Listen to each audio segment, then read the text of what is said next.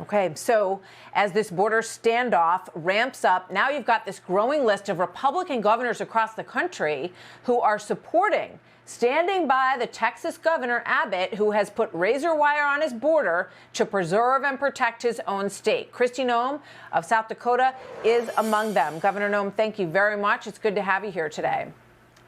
Thank you so much for inviting me to talk about this. This is incredibly important, and Governor Abbott has done the exact right thing, and I'll drive him more razor wire from South Dakota if I have to for him to do his job. What people forget is that governors are commanders in chief. We're responsible for the men and women of our National Guard. It's a heavy responsibility that weighs on our shoulders. And so we never engage our National Guard soldiers and those men and women unless it's incredibly important and if we feel that we have the constitutional authority to do that in this situation. Over 2 years ago, I declared it a war zone at the southern border, just how it was impacting South Dakota. And I'm a long ways away from South Dakota. My Guard has been down there on multiple deployments supporting the Texas National Guard. Our Border Patrol agents do not support what President Biden is doing.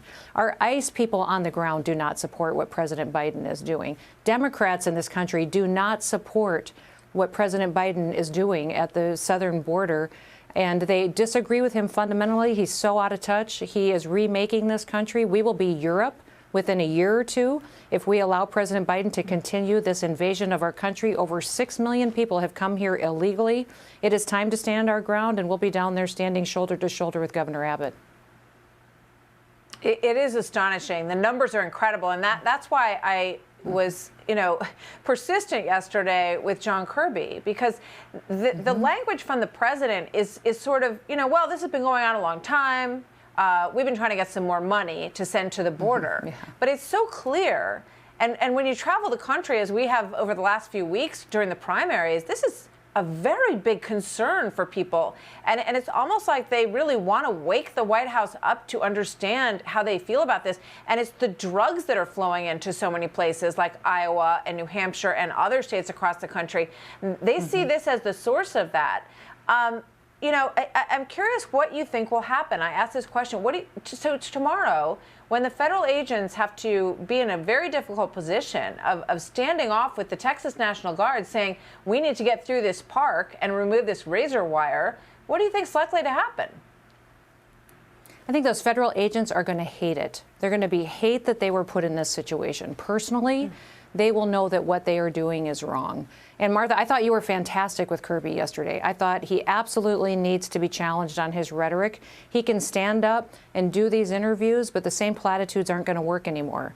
We have people every single day in this country that are committing crimes and violating our laws, and the President of the United States is allowing them to do that. We have our children dying from what is happening at that southern border. The inhumanity of the Biden policies is destroying America. And I've never in my life thought I could see a country change as fast as it has. America has. So it is time that we stand shoulder to shoulder and we stand up now to make sure we protect the future of this country. Yeah. Well, thank you for that, Governor Noem, for coming on today. I really appreciate it. Hey, Sean Hannity here. Hey, click here to subscribe to Fox News YouTube page and catch our hottest interviews and most compelling analysis. You will not get it anywhere else.